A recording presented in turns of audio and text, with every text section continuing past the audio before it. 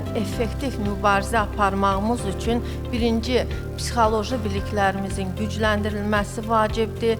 Hüquqi çərçivələri bilməliyik. 2 gün davam edəcək təlim bu istiqamətdə çox gözəl nəticələr əldə etməyə kömək edəcək. Mən təlimimizdə uğurlar arzulayıram hər birinizə və inanıram ki, burada qazandığınız biliklər, məlumatlar gələcək fəaliyyətinizdə və cəmiyyətdə qeyd olunan istiqamətdə daha effektiv töhfə vermək üçün kömək edəcək.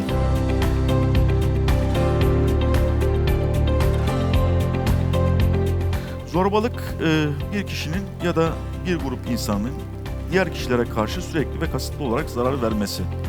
Fiziksel zorbalık var, sözel zorbalık var, sosyal zorbalık var.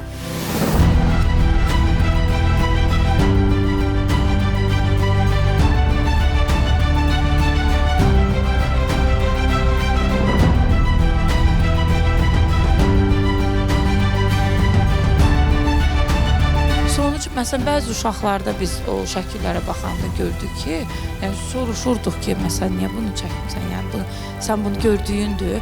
Məsələn, deyirdi ki, mənə qarşı eləyirlər.